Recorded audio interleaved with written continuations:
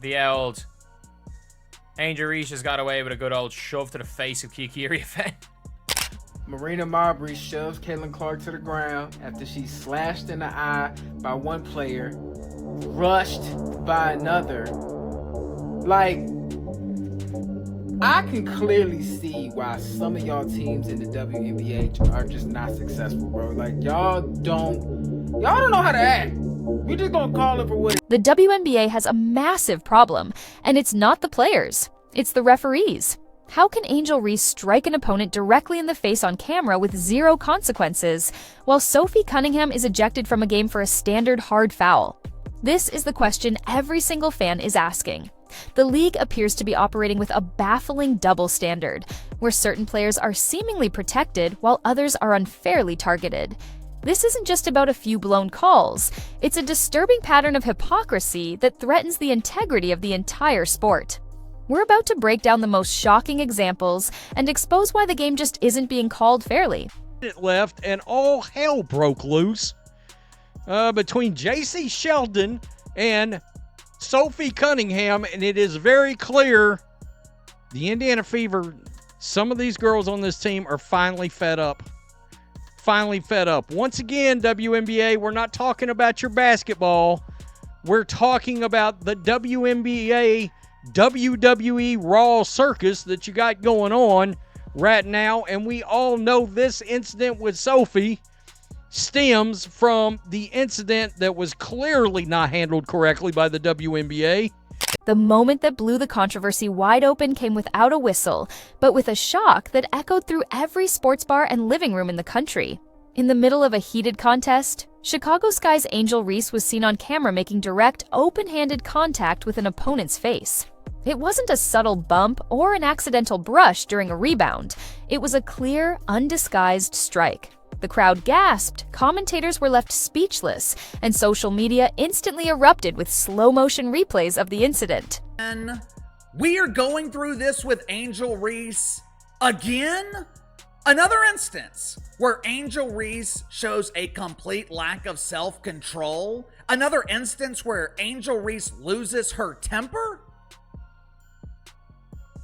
What is this? The second time this week this has happened?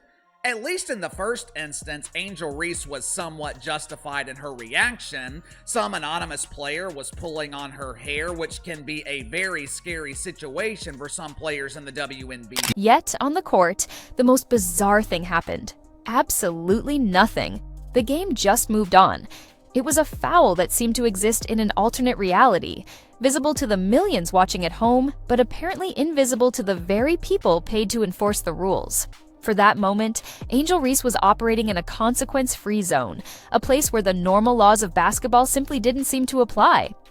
At the end of the game, J.C. Sheldon is going for a fast break layup and Sophie Cunningham is running with her. And I remember in my head, like, it happened in a split second, and I said, oh, let's see.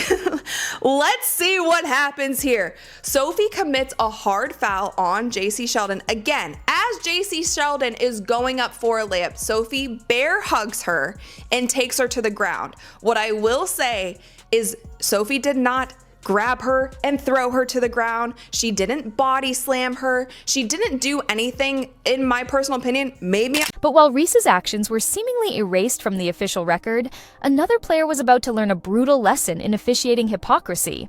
In a different game, Phoenix Mercury's Sophie Cunningham found herself in a situation as old as basketball itself.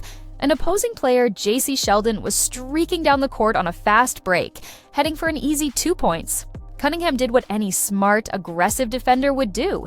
She committed a hard, intentional foul to stop the layup, wrapping Sheldon up to send her to the free throw line. Felt like Sophie might have wanted a piece of JC after the Caitlin Clark and JC kind of scuffle going on, right? Then this happened, okay? The fast break, you see Sheldon taking it. After getting a steal, Sophie wraps her arms around her. Now, this is normal, okay? In my opinion, this is normal. This is a hard foul. She just didn't want her to get a shot up on the fast break, send her to the line. She's just grabbing. It was a textbook strategic foul. Not pretty, but a fundamental part of the game. The referees, however, saw it as something far more sinister. With shocking speed, Cunningham was hit with a flagrant foul and immediately ejected, escorted off the court like she'd been caught trying to start a bonfire with the playbook. The message was sent loud and clear. Not all aggression is created equal. I think the officiating towards this one team definitely is going to have to be very closely monitored and made sure that it is called as fairly as possible. Because I think that last night, a lot happened. There were 6 technical fouls issued, there were 3 ejections, and there were 2 flagrant fouls. For one game, that is bananas.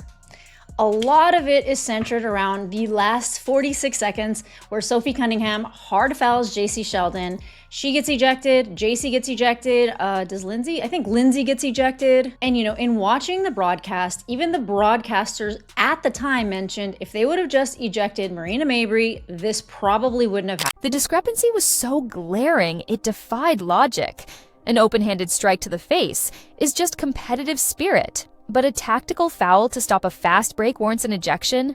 It was a head-scratching double standard that left fans and analysts searching for an explanation. And the more they looked, the more they realized these weren't isolated incidents.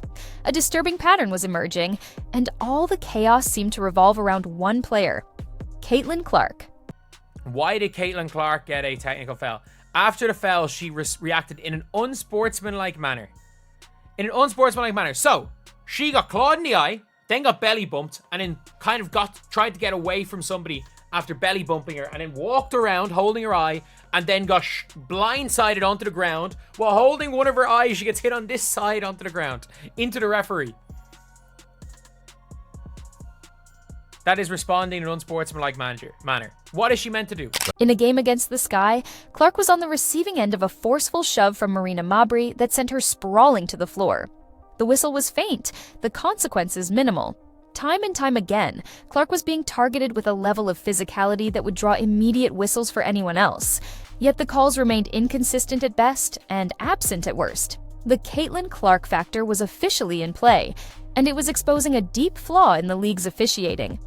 Fever and sun hold a brawl and a basketball game breaks out. This was something. Caitlin Clark, without question, gets raked across the face. I think she gets poked in the eye, but it's difficult to tell. If you're the Indiana Fever, you cannot stand by and let that happen. They need to make it clear to the officials. If you're going to let this happen, then we're going to stand up for our player and make a mess of the game, and you're going to have a big mess on your hands. So you need to stand up for this. You need to do something about this. You've just learned with definitive data and beyond question. This has created a bizarre and frustrating league of double standards.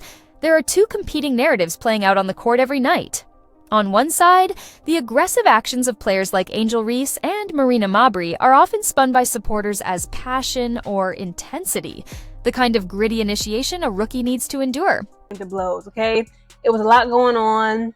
The Indiana Fever was able to defeat them in that game, but Sophie Cunningham, they said that she has gone too far. This is not the first time that people have accused Sophie Cunningham of just, doing way too much, being too physical, almost being an aggressive bully in the WNBA. And people are now calling for Caitlin Clark, as well as Sophie Cunningham, as well as Marina Mabry, and as well as JC Sheldon to get flagrant 1 fouls. Now, I'm going to tell you in this article what exactly the WNBA is going to do to all the ladies above. They are painted as tough competitors just playing hard.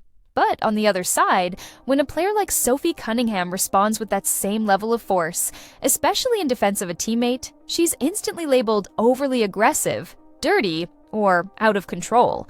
It's a baffling hypocrisy that rewards the initial aggressor while punishing the protector.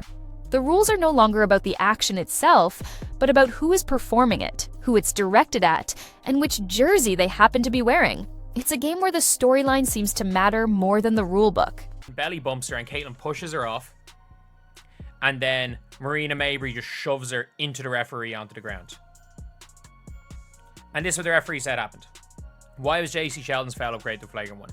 In the judgment of the officials, the foul by Sheldon was unnecessary. The contact to Clark's face. Furthermore, there was a wind-up and impact, and the contact to face carries potential for injury. How did you come to the conclusion that that is a flagrant 1? How did you come up to the conclusion that it was unnecessary? There was a wind-up, and it was to the face. So, what is really going on? Are the league's referees simply having a string of bad nights, or is there something deeper and more troubling at play? The term vibes-based officiating has started to gain traction, suggesting that calls are being influenced by factors far outside the official rules. You know when Finn Balor puts on the demon outfit and he becomes the demon? He's no longer Finn Balor. We have now seen what I will refer to as the demon. Is a player's popularity on social media affecting how they're officiated? Is the league secretly benefiting from the drama of its biggest star getting knocked around, creating rivalries and headlines? These questions hang heavy over every game, as the officials seem less like impartial arbiters and more like scriptwriters, trying to craft a compelling reality show. With millions of new eyes scrutinizing every single play, the pressure to get things right has never been higher, yet the calls have never felt more confusing or arbitrary. 1,000,000%. 1,000,000% did what was deserved to JC Sheldon. And the commentators are on the money. They're on the money. Someone's commented this. I feel like Sophie Cunningham was the only one who would have done something back if she was on the floor. Sophie Cunningham got her. Sophie Cunningham got her. And I mean this when I say this. This would have been a flagrant 2, except for the fact that they allowed Marina Mabry did what she did. This possibly should be a flagrant 2. She got her around the neck. And then JC Sheldon gets up. And then Sophie immediately goes at JC Sheldon. Grabs her. I'm okay with this being a flagrant. And the fans see absolutely everything. This isn't the 1990s, where a blown call is debated for a day and then forgotten. Today's audience is a global jury, armed with high-definition replays, social media, and a relentless demand for fairness. Every questionable shove, uncalled strike, and baffling ejection is clipped, posted, and analyzed with Zapruder film levels of intensity. Highlight reels of officiating blunders go viral, serving as damning evidence against the league's credibility. The court of public opinion is in session 24/7, and its verdict is almost unanimous. The officiating is broken.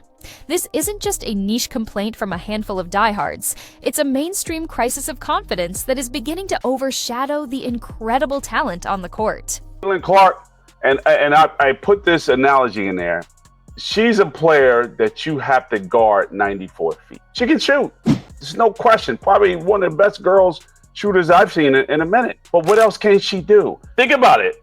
And I'm trying to get you guys to understand this. Her passing capability of averaging nine assists per game. She's capable of doing that because the game is stretched so far for her. It's wide open.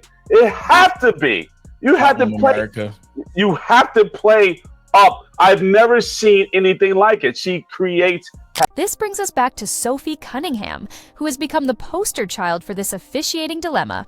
In a league that seemingly tolerates open aggression against its biggest star, Cunningham has emerged as one of the few players willing to physically stand up for her teammate.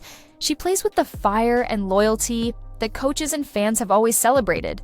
But in this new WNBA landscape, that loyalty is being treated as a punishable offense. She's punished for being a good teammate, ejected for having her rookies back. It's an insane paradox where the player who delivers a cheap shot walks away scot-free, while the player who tries to enforce a sense of order is the one who gets banished. She is playing the role of the enforcer, a classic basketball archetype, but is being penalized as if she's the villain. This bias appears to extend beyond just one player to an entire team. The Indiana Fever are often treated like unpaid extras in their own game. They can be in the middle of a crucial run, only to have their momentum shattered by a phantom foul call that seems to materialize out of thin air. Meanwhile, players like Angel Reese operate in a fog of consequence-free chaos, free to flail, shove, and celebrate with an intensity that would earn any Fever player an immediate technical. The double standard is so blatant it's become performance art. The Fever have to play not just against their opponents, but against an invisible force that seems determined to work against them. They are fighting for respect on a court where the scales feel permanently tilted. In the end, this is about more than just a few bad calls or a heated rivalry. The WNBA is in the middle of a golden age, experiencing explosive growth fueled by a new generation of transcendent stars. But that entire foundation is built on a single sacred promise. The game is fair. The real danger here isn't a hard foul or an on-court argument. It's the slow, steady erosion of that trust. When fans, both new and old, start to believe that the game is rigged, that the officials are biased, and that the rule book changes depending on who's holding the ball, they stop watching. The magic dies. The league is at a critical crossroads, and it has to decide what it wants to be: a legitimate, world-class sports league, or a chaotic drama where the rules are merely a suggestion. How long can it let this crisis of confidence continue before it squanders the greatest opportunity in its history?